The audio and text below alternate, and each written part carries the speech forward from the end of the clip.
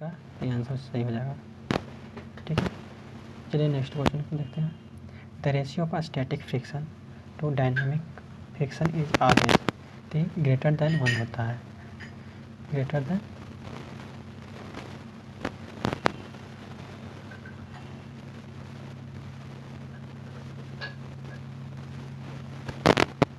ठीक है, इसका आंसर हो जाएगा सी। चलिए आगे बढ़ते हैं। The friction experienced by a body when in motion is known as, जब मोशन में रहेगा, मोशन में जब फ्रिक्शन लगेगा तो उसको बोलेंगे डायनेमिक फ्रिक्शन। क्या बोलेंगे? Dynamic friction.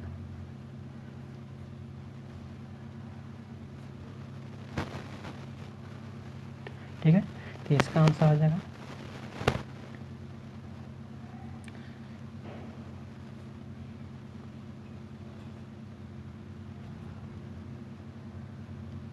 इसका जो आंसर हो जाएगा बी। ठीक है, चलिए नेक्स्ट क्वेश्चन को देखते हैं। द स्टैटिक फ्रिक्शन में जो होता है, bear a constant ratio to the normal reaction between the two surface, ये भी होगा। ठीक है, is independent of the area of contact between the two surface, ये भी होगा। Always act in a direction opposite to that in which the body tends to move, ये भी होगा। यानी इसका answer D will be the right answer हो जाएगा। ठीक है, चलिए नेक्स्ट क्वेश्चन को देखते हैं। A static friction is always dash dynamic friction, ये ग्रेटर देन होता है। क्या होता है?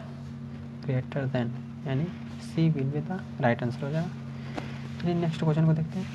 The angle of inclination of the plane at which the body begins to move down the plane is known as, is called, क्या होगा?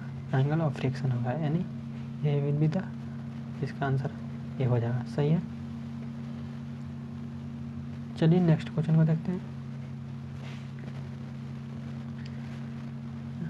कह रहा है कि a body will begin to move down an incline plane if the angle of inclination of the plane is dash the angle of friction, तो ये greater than होता है, यानी C will be the right answer हो जाएगा इसका।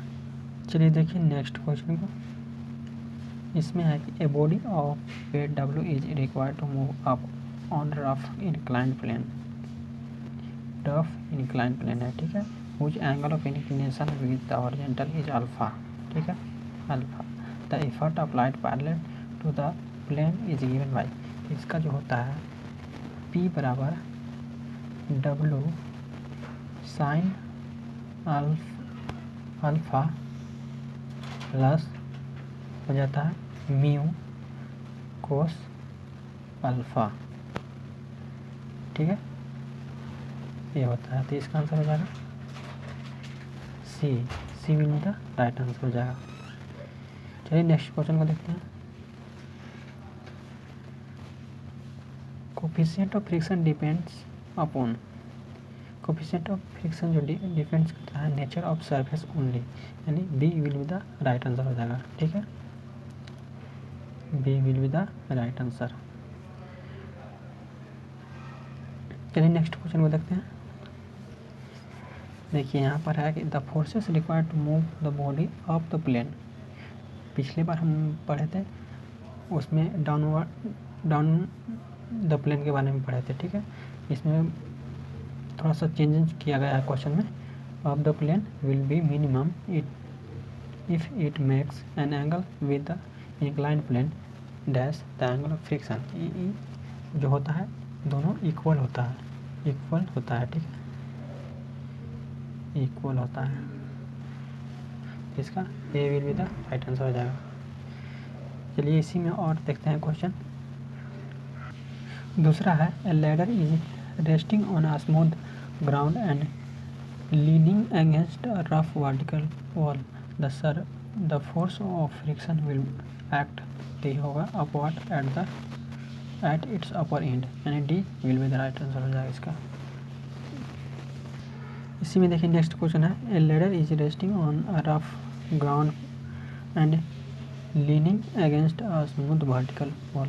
देखिए हम इसमें बात किए वर्टिकल रफ वॉल था, इसमें स्मूथ वर्टिकल वॉल है, तो इसका हो जाएगा the force friction will act the zero at the upper end हो जाएगा, यानी C will be the right answer.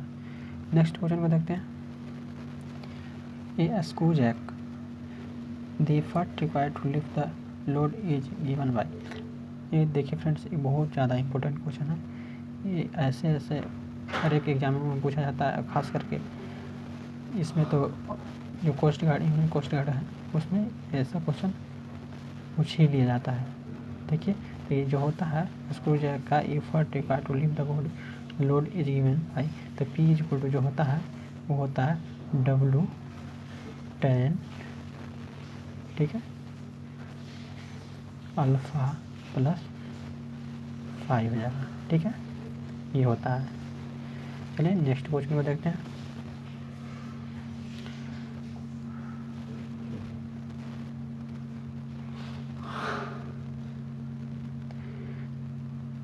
देखिए फ्रेंड, इधर जितना भी मैं क्वेश्चन कराऊंगा वो काफ़ी महत्वपूर्ण होगा, ठीक है। देखिए ये भी महत्वपूर्ण है। Efficiency of screw jack is given by, तो इफिशियंसी ऑफ स्क्रू जैक होता है 10 अल्फा बटा 10 अल्फा प्लस 5 होता है, यानी B will be the right answer हो जाएगा। चलिए नेक्स्ट क्वेश्चन को देखते हैं। The efficiency of a screw jack is maximum when, जब alpha is equal to 45 degree minus 5/2 होगा तो इफिशियंसी स्क्रू जैक का मैक्सिमम होता है, यानी B will the right answer हो जाएगा, ठीक है। नेक्स्ट क्वेश्चन देखते हैं। The maximum efficiency of a screw jack, the maximum efficiency of a screw Jack जो होता है उसका होता है 1 माइनस साइन 5 बटा 1 प्लस साइन 5 होता है, ठीक है, यानी A will be the right answer हो जाएगा। चलिए नेक्स्ट क्वेश्चन को देखते हैं। देखिए the velocity ratio in case of an inclined plane inclined at angle theta to the horizontal and weight being pulled up the inclined plane by vertical effort भी sin theta होता है, ठीक है। चलिए नेक्स्ट क्वेश्चन को देखते हैं। An ideal machine is one whose efficiency is, ideal machine देखिए, आइडियल मशीन जो होता है जितना हम आउटपुट देंगे इनपुट देंगे उतना ही हमको आउटपुट मिलेगा, यही होता है आइडियल मशीन, ठीक है। तो इसका इफिशियंसी जो होगा वो 100% होगा, ठीक है, यानी D will be the right answer हो जाएगा। चलिए नेक्स्ट क्वेश्चन को देखते हैं। The mechanical advantage of lifting machine is the ratio of, तो ये होता है load lifted to the effort applied, यानी B will be the right answer हो जाएगा। चलिए नेक्स्ट क्वेश्चन को देखते हैं। The efficiency of a lifting machine is the ratio of, तो ये होता है आउटपुट टू द इनपुट, ये भी होगा work done by the machine to the work done on the machine, ये भी होगा machine advantage to the velocity ratio, ये भी होगा, यानी ऑल ऑफ दीज होगा, ऑल ऑफ दी हो जाएगा, ठीक है। चलिए नेक्स्ट क्वेश्चन को देखते हैं। If the efficiency of a lifting machine is kept constant, ठीक है, its velocity ratio is dash proportional to its mechanical advantage, तो वो डायरेक्टली प्रोपोर्शनल होता है, यानी ये will be the right answer हो जाएगा। चलिए नेक्स्ट क्वेश्चन को देखते हैं। An ideal machine mechanical advantage is dash velocity ratio, तो इक्वल टू होता है, इक्वल टू, ठीक है, इसका आंसर हो जाएगा ए। चलिए नेक्स्ट क्वेश्चन को देखते हैं इसी में।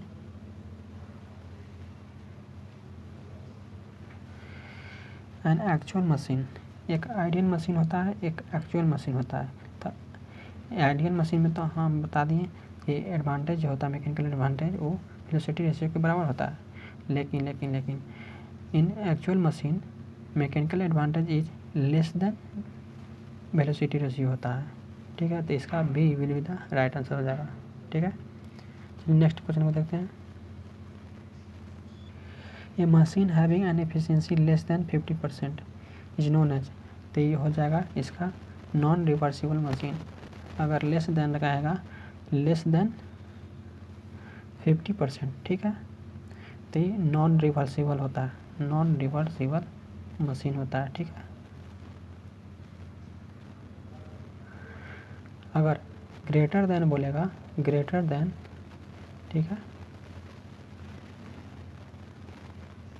जैसा कि आपको सेकंड क्वेश्चन में मिलेगा, ठीक है, ग्रेटर देन जब बोलेगा, ग्रेटर देन 50%, ठीक है, तो ये हो जाएगा रिवर्सिबल मशीन होता है, ठीक है।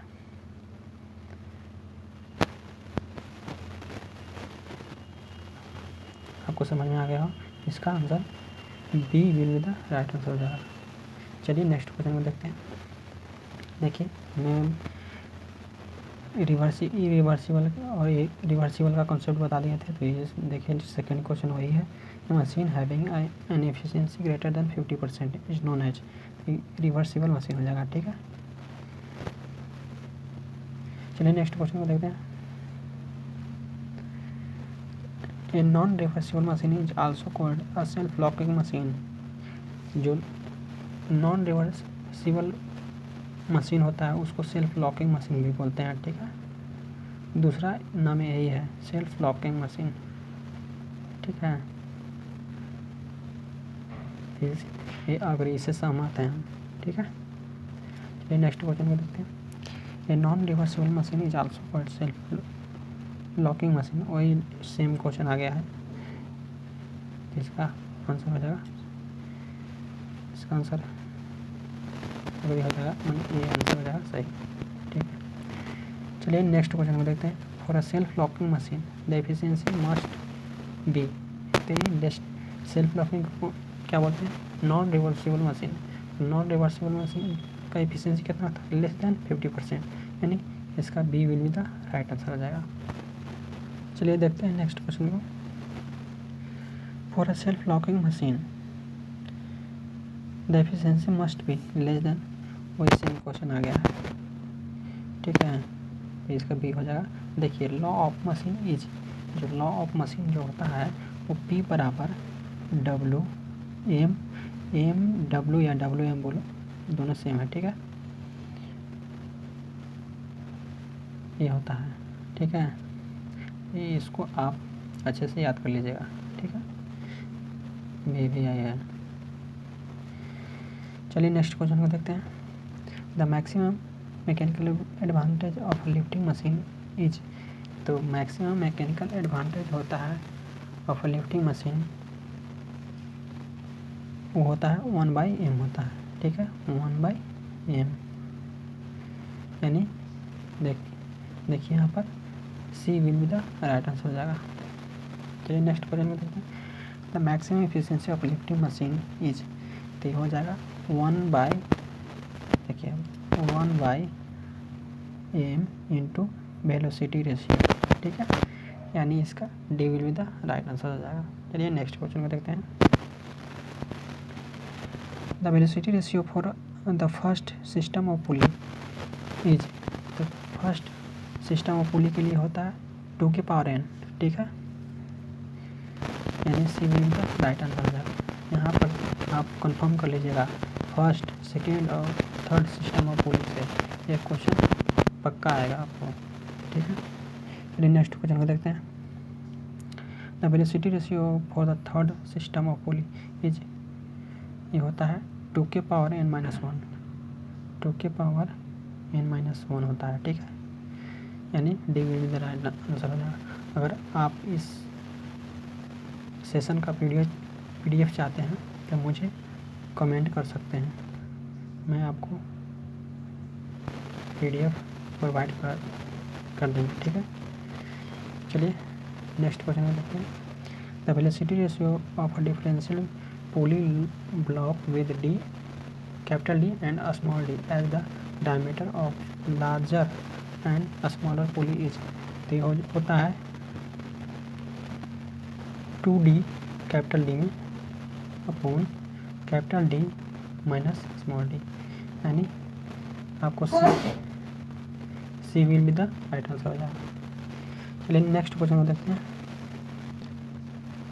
The velocity ratio of first system of pulley with 4 pulley is, तो उसके लिए होता है एन स्क्वायर, फर्स्ट के लिए होता है एन स्क्वायर, ठीक है।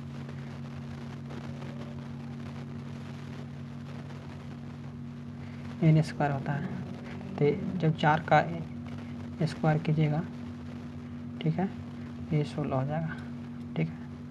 तो आपको हम कंफर्म कर देते हैं। अभी देखिए हमने क्या क्या पढ़ा अभी तीनों क्वेश्चन के लिए।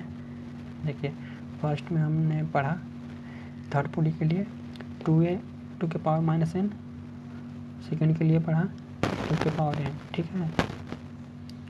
तो यहाँ पर हम तीनों बता देते हैं। ये हो गया फर्स्ट के लिए हो गया, और 2 के पावर n माइनस 1 हो जाएगा ये थर्ड के लिए, या n स्क्वायर हो जाएगा 2n स्क्वायर, सॉरी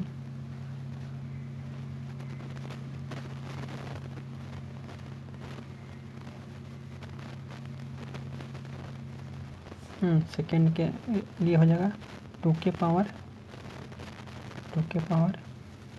n हो जाएगा, ठीक है। ये सेकेंड के लिए है। आई होप आपको समझ में आया होगा। चलिए नेक्स्ट क्वेश्चन को देखते हैं। The velocity ratio of a simple wheel and axle with capital D and a small d as the diameter of a part wheel and load axle is, तो ये होता है capital D upon small d, ठीक है, यानी D will the right answer हो जाएगा। चलिए नेक्स्ट क्वेश्चन को देखते हैं। The velocity ratio of a single purchase crab winch can be increased by, तो इसको increasing the length of the handle, इसके द्वारा हम इसको इंक्रीज कर सकते हैं, ठीक है। तो ये will be the right answer हो जाएगा। चलिए नेक्स्ट क्वेश्चन को देखते हैं। ए differential pulley block has larger and smaller diameter of 100 mm and 80 mm respectively, it's velocity ratio is, तो आपको इसको कमेंट बॉक्स में आंसर देना है, ठीक है। इसका आप कमेंट में देंगे answer.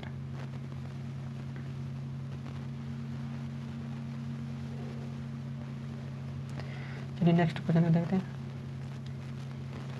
The velocity ratio of a simple screw jack with P as the pitch of the screw and L as the length of effort R, तो ये होता है 2 पाई L अपॉन P, ठीक है, यानी A will be the right answer हो जाएगा।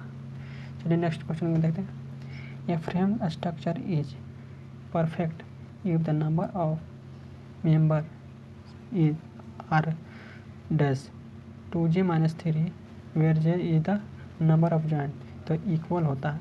जब इक्वल होगा, ठीक है, तो क्या होगा, परफेक्ट फ्रेम होगा, परफेक्ट फ्रेम, यानी इसका आंसर इक्वल हो जाएगा, ठीक है।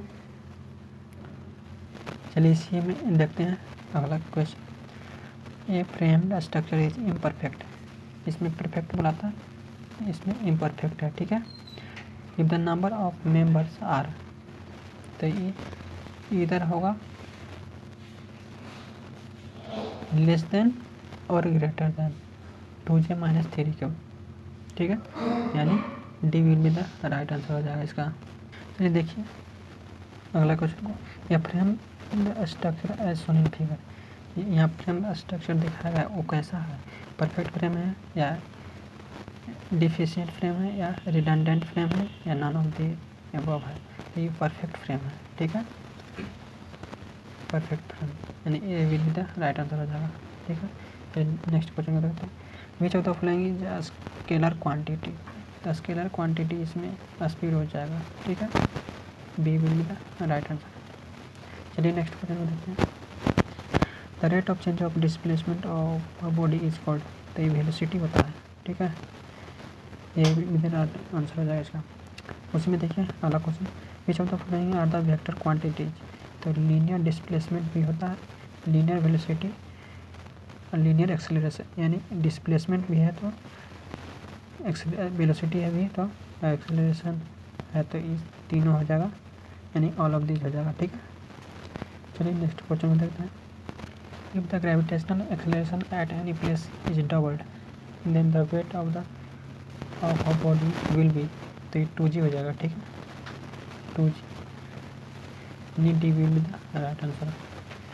चलिए नेक्स्ट क्वेश्चन में देखते हैं। देखिए question, the velocity of a body on reaching the ground from a height as. Reaching from a height, reaching the ground from a height as, तो ये होता है अंडर 2gh। ठीक है, C will be the right answer इसका हो जाएगा। चलिए नेक्स्ट क्वेश्चन को देखते हैं। Which of the following is an equation of linear motion. Linear motion के लिए तीनों होता है फार्मूला। ठीक है, ये भी होता है, ये भी होता है, ये भी होता है, यानी v बराबर u plus a t s minus u t s is equal to u t plus half a t square होता है, और ये होता है वी स्क्वायर बराबर u s square plus 2as, यानी ऑल हो जाएगा। ठीक है, यहाँ पर लिखा हुआ है।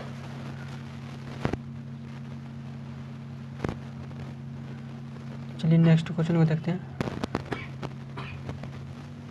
देखिए, if the body falls freely under gravity then the gravitational acceleration is taken as, तो हो जाएगा प्लस 9.8। ठीक है, मीटर पर सेकेंड स्क्वायर, यानी C will be the right answer हो जाएगा इसका। चलिए नेक्स्ट क्वेश्चन को देखते हैं। A science teacher claim that Newton's third law of motion is involved while studying the motion of rockets. His statement is, तो ये जस्टिफाई करता है। ठीक है, इसका आंसर हो जाएगा ये।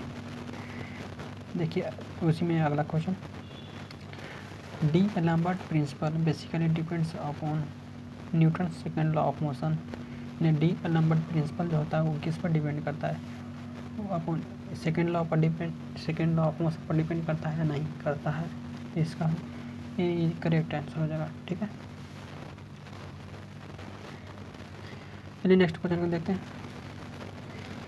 If P is the force acting on the body, M is the mass of the body and A is the acceleration of the body, then according to Newton second law of motion ये होता है, बता देते हैं आपको, P बराबर A में होता है।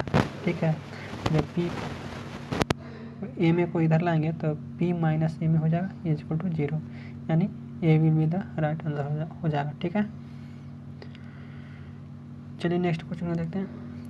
The rate of change of moment is directly proportional to the impressed force and takes place in the same direction in which the force act. This statement is known as the Newton second law of motion होता है। ठीक है, B will be the right answer हो जाएगा। चलिए next question को देखते हैं। The law of motion involve in the recoil of gun is, तो जो वर्क करता है वो Newton third law of motion पर काम करता है। ठीक है, वर्क करता है, तो इसका C will be the right answer. चलिए नेक्स्ट क्वेश्चन को देखते हैं। The total motion possessed by a body is called, तो ये मोमेंटम होता है। ठीक है, मोमेंटम यानी D will be the right answer हो जाएगा। तो आई होप कि आपको समझ में आया होगा। अगर समझ में आया होगा तो मुझे कमेंट में आप अपनी राय दे सकते हैं, और वीडियो अच्छी लगी हो उसके बारे में आप कमेंट कर सकते हैं। मिलती हैं ऐसे ही अगले लेक्चर के साथ। जय हिंद। जिस तरह आपको मैकेनिक्स का हर एक लेक्चर मिल रहा है उसी प्रकार में इंडियन कोस्ट गार्ड के सिलेबस में जितनी भी मैकेनिकल का सिलेबस में सब्जेक्ट दिया हुआ है उसका सभी सब्जेक्ट का आपको लेक्चर वाइज वीडियो मिलेगा, तो आप इस चैनल से जुड़ सकते हैं। Thank you.